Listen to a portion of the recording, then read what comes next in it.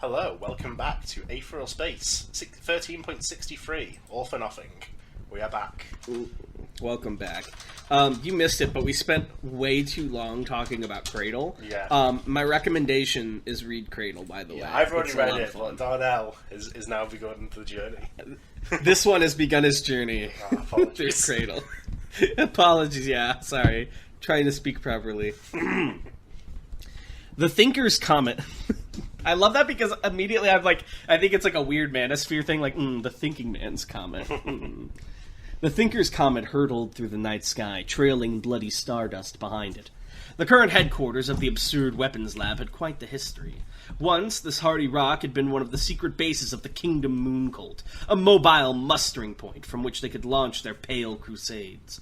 Once Cadman the Indolent had finally defeated the so-called Soul Tyrant and freed his flock from their delirium, however, the fallen church had been given to the scientists of the AWL. They had made some improvements.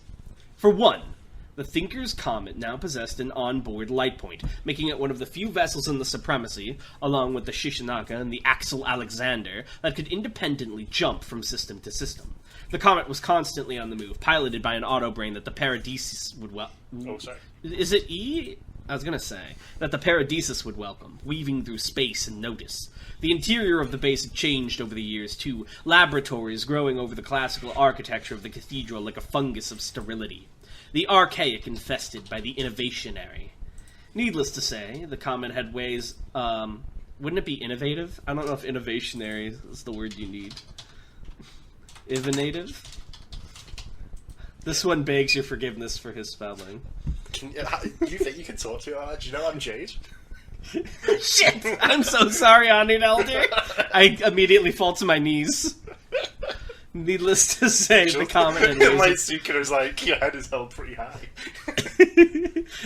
Needless to say, the Comet had ways of monitoring each and all of the AWL's other bases throughout the galaxy. And so it was that the control room was in something of a panic when Section Chief Blackmane entered. His paws thumped softly against the metal floor as he crossed it, his red eyes drifting steadily across the floating screens before him. Is he a dog boy? No, continue. To an outside observer, the scene in the control room would have been a touch absurd. It was not a man who had entered the room, not even a scurrant of considerable alteration, but instead a massive lion. His fur was jet black and his mane just as dark, flowing like the beard of a sage, but this was unmistakably a beast, not a man. Such absurdity was common here, though. The name should have been proof enough of that. Once he draws in his 999,999,999 allies, it's so over for everyone in the series. He looked at the holographic screens before... Sorry, Tan's typing this in real time. He looked at the holographic screens before him. The images were clear, captured by nano-automatics embedded in the walls and floor of Hell. Dragon Hadrian was raiding them. It wasn't particularly surprising, given his track record and the obstacle that had been put before him. Still, Blackmane's nose twitched as he drank in the air, tasting the stink of nervousness. A deep growl soon put an end to the concerned mutterings of his subordinates. Activating Speak No Evil, Blackmane vibrated the air to produce sound, the sound of a deep, rich voice to match his regal appearance. How does he fare? Retson, a scurrant with a long cylindrical head of carapace. He stood up from... I assume it should be just stood up from his console. He seemed to shrink back from Blackmane even as he approached, but that was only natural. After all, Blackmane's head alone was nearly the size of his entire body. Slayer has been eliminated, sir, the scurrant buzzed. Physical destruction. Assailant is proving more formidable. As we knew. The Tree of Might is staying back. Retson nodded, cylinder skull flopping up and down with the motion. It seems Adrian is intent on defeating the Awakenings alone, Section Chief. Splendid. At least the boy has wisdom. Blackmane squinted as he activated See No Evil, peering into the screens and inspecting Dragon Hadrian more thoroughly than any mortal eyes could manage. What an interesting body the boy had acquired. Symbiosis achieved, but more than that, a core component in and of itself? No wonder their investigations on Panacea had... He tapped his claw against the floor, cutting off his own train of thought. It wouldn't do to lose himself in intrigue right now. This was too critical a time. All time, especially these days, was critical. There are other assets in the area, sir, Retson ventured, clasping his hands. We can dispatch them to reinforce Assailant, should you request it, of course.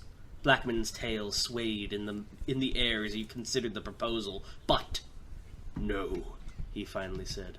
Let the boy find what he may. We've already scraped all the knowledge we can from Palatine's battles in this Dawn contest. If the boy slays the beast, then it's free disposal of hazardous materials. If the beast kills the boy, well, we've lost nothing of worth. He cast his crimson gaze over the room, emotions unreadable through his feline visage. Observe what happens next and record the results. Perhaps we'll have a repeat of Bone Heaven. The prospect of another research opportunity like the Kaiser's defeat seemed to pull his people back into their purposes. As his orders were put into practice, Blackmane turned and stalked out of the room, his massive body moving with languid grace. It was true. The Absurd Weapons Lab had lost nothing of worth so far. Corpse soldiers and bisected awakenings and such, they were leftover cruelties from directors who could see no further from their own scalpels. The Absurd Weapons Lab would be well rid of the fruits of their vile labor. Wasn't the half awakenings his note? I recall that distinctly. he told me about them. Oh, I see. Blackmane looked further ahead. The Thinker's Comet had been his childhood home. He'd been born as one of the most unfortunate kinds of throwbacks, one fated not to live. A supercogitant, with all the strengths of his more viable cousins turned up to the utmost. The only problem had been his withering body, unable to take so much as a stray breeze without excruciating pain. Heavenly restriction? Is that what happened? No, it's just sort of all the processing power goes to the brain. Yeah, because I remember you talking before, unless I misremembered, Yeah, this is that. like, cogitants are already as tuned as they can be before their bodies would be, like, non-functional. Exactly, and this is that. His family had turned to the Kingdom Mooncult in an attempt to cure him. It had not worked. They had bathed under its evil light, let it reach into them and twist them, and all it had done was trade their desperation for mindless adoration. When the moon had been vanquished and its former followers had torn each other apart, Blackmane had come to know that no holy light would descend to cure man's ills. If gods existed, they were ambivalent. So it was up to man alone to ensure his survival. Why does that feel like a Guilty Gear, like, intro fight tagline? The giant lion comes in. Yeah, so man decided to blame the beasts instead. Real quick, how long ago was Kingdom Mooncult? This was, like, closer to the start of Cadman Drain. So, like, 80 years? Yeah. Okay, so Blackmane's, like, that old? Well, yeah. As he trotted down the curving hallway, he passed test chamber after test chamber, each filled with experiments just as unseemly as those of his predecessors. Only, there was purpose behind the excesses he permitted. For the last century, the Absurd Weapons Lab had been devoted to nothing more than vile curiosity. Blackmane had brought with him a new mission, to ensure the survival of humanity. It was no simple task. The people of the galaxy either didn't know or didn't acknowledge it, but they were coming closer to apocalypse with each passing second. Aether would be the instrument of human annihilation, because of entropy, right? Smile. The power to destroy, given freely to any who conceived of the correct sequence of thoughts and emotions, with no possible way of keeping it out of the hands of the unworthy. As knowledge of Aether advanced, it became easier and easier to develop powerful abilities, cheats and workarounds slowly becoming commonplace. Common practice, not place, sorry. In time, there might come an age where every Aether user fought on the level of a Supreme. That would not be an age that humanity could survive. It wouldn't even necessarily be humanity that would bring about its own end. Wrong, it's buddy. He's a liar and he thinks differently. This one begs you to edit. Yeah, you This, speak me more of you that. just say he's a lie and he thinks differently. Yeah. To him, it is. The common theory was that Aether had originally been restricted to humans because humans had been the ones to discover it, but that no longer held true. If the restraints on Aether usage had ever existed, they had surely slackened. Leftover abominations from the gene tyrants could use Aether. Animals, in rare cases, could use Aether. There were even reports that automatics could use Aether, if you believe the rumors of the UAP's moon. Ooh, what's the moon? Oh, I know automatic. Ooh! Blackmane paused, looking out a window at the aurora of the dark. Disarray, division, chaos. No matter what seed the destruction of mankind came from, this warring galaxy would be its fertile soil. If proper preparations were not made, mankind would not survive. The Absurd Weapons Lab would muster whatever nightmares it had in order to avoid that outcome. Let the bacterium concern themselves with dawn contests and supremes. Blackmane had been born into a body fated to die. Blackmane had been born into a world fated to die. There was only one recourse. He would have fate brought before him and maul it to death, all for the survival of mankind. Ooh, I almost kind of like this guy. Yeah, he's based. I guess you could say he has the heart of a lion. He has the lion's share of your approval.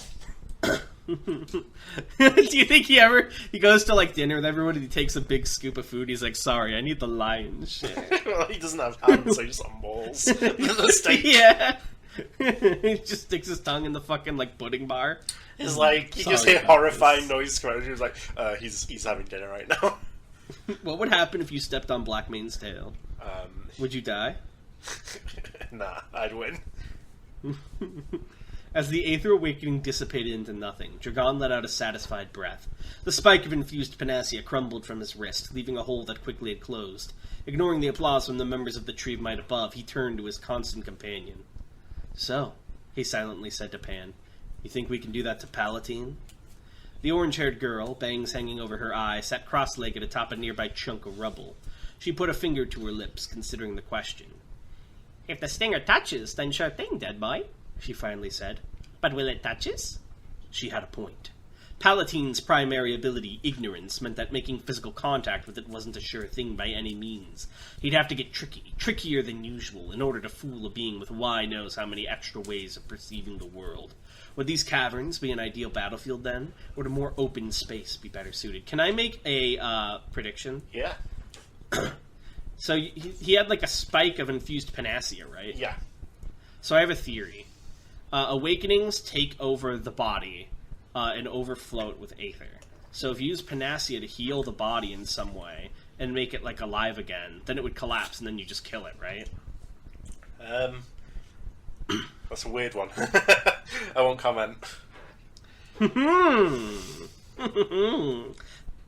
think I figured it out, but who can say? For that matter, how long did they have until Palatine came for them itself? Now that Mr. Guest had been defeated, it was only a matter of time until the Flower of Evil began its hunt. If it was accompanied by emerald eyes, they'd be limited in the amount of cheating they could employ. Never mind how much the Tree of Might would tolerate. What is the actual consequence for cheating, though? We saw Palatine fight Muzazi immediately after his match, was not and against the everyone was rules. like, lose. Yeah, but like, what rules are there? Can you actually be disqualified if you kill the opponent? One thing that is it out strength of based? the... that is 100% cheating, and you will get disqualified and lose all your protections that you get as part of the Dawn contests, is if you, like, bring in friends. But didn't Dragon literally bring in an automatic That was and borderline. Pan? and no one knows that Pan is, like, backseating. Well, the AWL clearly know. Well, yeah, they don't give a shit, though. Yeah. But what about the automatic? I mean, come on. The tower, That too. automatic is different. Like, automatic, it's the same logic as Zako's, like, bringing a robot to help him. I guess, but it's an Arcana automatic. Still a robot. Interesting. Curious, even. He couldn't just avoid this round, either. There was also the matter of perception to worry about. To true believers like the Tree of Might, failure to show strength was the same as showing weakness. If Dragon didn't make another big display of power very soon, he'd risk insubordination. At this crucial stage in the competition, that was something he couldn't afford. A single bead of sweat trickled unseen down his temple. You're feeling sick, dead boy, Pan murmured, concerned. Stress and dried. Not good. Dragon ran a hand through his hair. If the stress does any damage, you can just fix it, right? Pan frowned. Only damage to body. That's the only kind of damage that matters right now. Vaguely, Dragon wondered what the Tree of Might would think if they knew what he was doing right now. Talking to a girl who lived inside his mind. Would they think him mad and then against him? Or maybe... turn against him. Or maybe, talking to hallucinations was a sign you'd grown so strong you'd conquered your own sanity or some shit. Not hallucination, dead boy, Rand corrected, wagging an admonishing finger. Real, remember? Of course I remember, Dragon replied. How could I forget? Absently, he rubbed his temple. The spot a bullet had torn through more than 2 years ago now. Pan worried. Does it still hurt, dead boy? No, you're good at what you do. It's not like nothing even happened. Wait, what? Is it supposed to be it's like nothing even happened? You wrote it's not like nothing even happened. Whoops. There we go. It's like nothing even happened. You really saved me. And you keep saving me, don't you? Dragon looked at her, at where she was now standing beside him. Why? Pan cocked her head. What that means? Why are you doing this for me? I'm nice, dead boy. I know, but the whole time I was crawling across the planet, I was thinking. I had all sorts of deals I was going to make, things I would offer you, bargains I would cut, in exchange for your help. But you agreed like it was nothing, and you saved me again. He blinked, a sudden nervous energy sliding down his spine. You don't get anything out of it, he said. Do you? What do you get out of it? Pan looked up at Dragon, and her bangs parted like curtains. Glittering orange eyes stared into cold blue ones. For a second she remained silent, a rare moment of consideration before speech for her. Eventually, though, she did answer. You saved me, dead boy, she said quietly. What friend would me be if I didn't save you again? Dragon snorted. You've saved me way more than once at this point. Pan slowly shook her head. No, dead boy, not even once. Look at your face. Dragon frowned. For a moment it looked like he'd say something more, like the mask of ice he was wearing would shatter, and a person would emerge. But then the moment passed, and pale calm returned to his features. His expression became one of someone who knew what they were doing, a cage fitted over the soul. Dragon smiled. You won't ever stop bullying me, will you? Pan shook her head again, looking up at him still, desperately sad. No, dead boy, she murmured. No, I won't. Dragon whirled around, facing his followers, who'd gathered along the rim of the crater his battle had produced, attendants of an impromptu coliseum. He spread his arms wide, and nostrils flaring, roared someone else's words. Begin preparations! The Palatine comes to face me! Let us craft for it a suitable reception! Pan behind him looked down and faded from sight. All for nothing. Those words, that certainty, assaulted Musashi again and again as he walked aimless through the streets. He had fought this long, this hard. All for nothing. He had brought himself to the verge of death. All for nothing. He had murdered someone who shared the same dream as him. All for nothing. Murderer, murderer, murderer. Musashi's script buzzed in his pocket, but he ignored it. Most likely it was Morgan again, eager to keep pitching the proxy law strategy to him. He would not hear of it. Tarnished as he'd been throughout this long and pointless journey, there were limits to the mud he'd plunged his hands into. Right now, as he crossed a tunnel bridge through an expressway, one face among thousands, he couldn't stop thinking of Dorothy Iroh.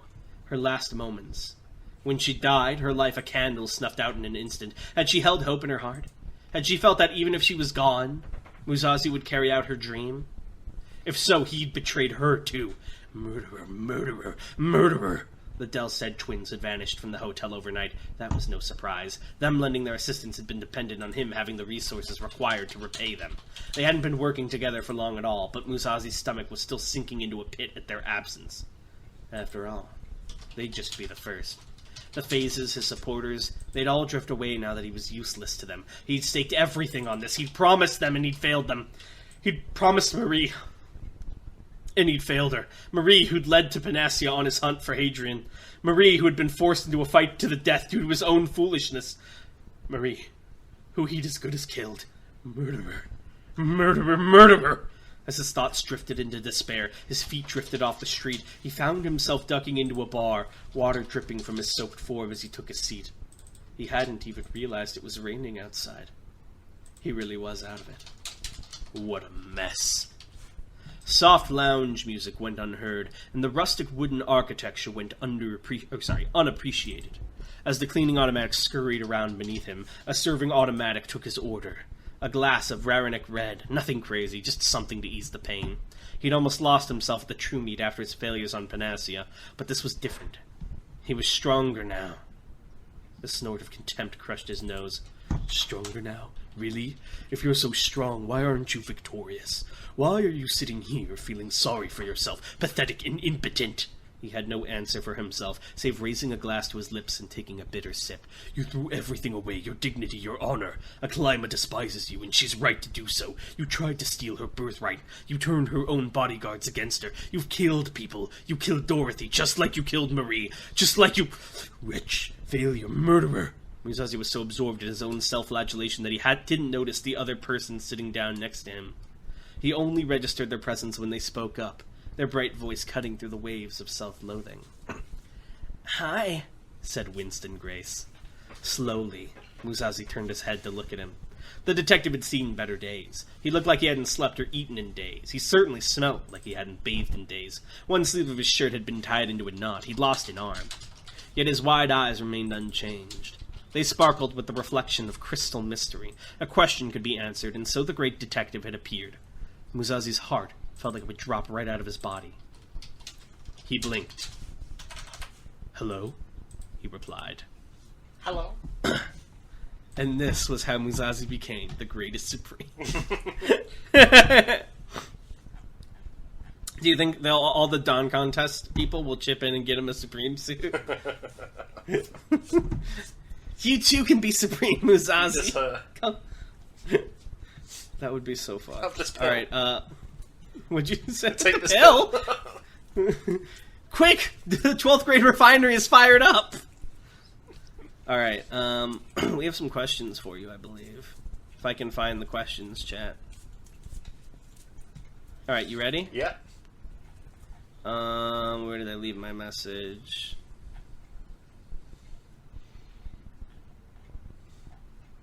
This one begs your forgiveness. You fucking unsold. You fucking freak. Okay. Quaker asks, are there Aether armaments that need a certain level of Aether using skill to use? Like how Dorothy can only use all word as well as she does because of how good she... Okay. Oh yeah, you're right. Fuck. Fancy... Lan asks, why does Negan Rush cover his face? He's shy. I assume the reason was so we wouldn't realize it was Musashi earlier, but that's a very funny canon reason. Was he actually? He was, yeah. He Wasn't he with Marie Panhelios, though? Well, yeah, it doesn't mean like he's shy to everyone. He just doesn't like walking around with Do you think he kept the mask on when he was flirting? No, well, more than that, but no, he did not keep it on. Oh. Quaker at Buttonnose asks, Balte's from the planet... she was saying Balte's from the planet where everyone wears masks, so I think Negan was as well? Balte was not from that planet, and neither was Negan. Negan was from Shendor. Yeah. Balte went to Aberfazad to learn precognition, but he was not from there. Alright.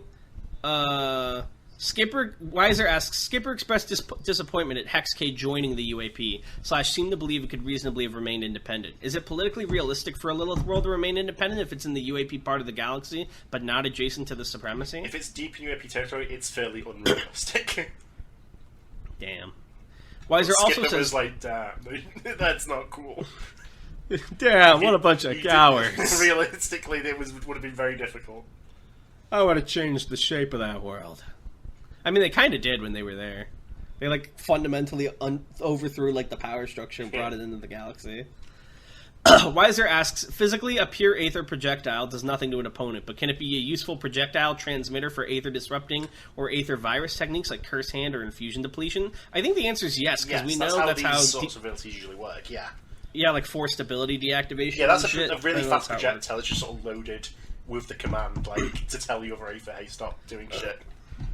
I love the idea of... Oh, hold on, I could do Aetheral Space Empty Palm, right? So you load Aether with the command to, like, reboot someone's Aether, and you hit them, and then their Aether, like, shuts off for a few seconds before it comes back online. Yeah. That's my Aether Empty Palm. Would it work? Would I become the strongest unsold? Sure. Thanks. Lan asks, what happens if a contestant breaks the rules of the Dawn contest? Well, they lose all the protection, because you're basically temp forgiven for all previous supremacy crimes, and they can't pursue you while you're in the Dawn contest. So as soon as you're disqualified, they're on your ass. Sure, but if you're strong enough, I assume the Special Officer Commission would immediately pick you up and be like, hey, all those crimes you committed, what if you became a Special Officer? There are still limits to what can be allowed. Crimes against supremacy specifically would not be... There are, like, serial killers hired. What did Dragon do? Like, abandon a ship somewhere? Well, if he became a Special Officer, he probably would have been forgiven. Yeah. Lan asks, how many people could Henry puppet at once? So he doesn't puppet people, he makes, like, he crafts puppets of wood.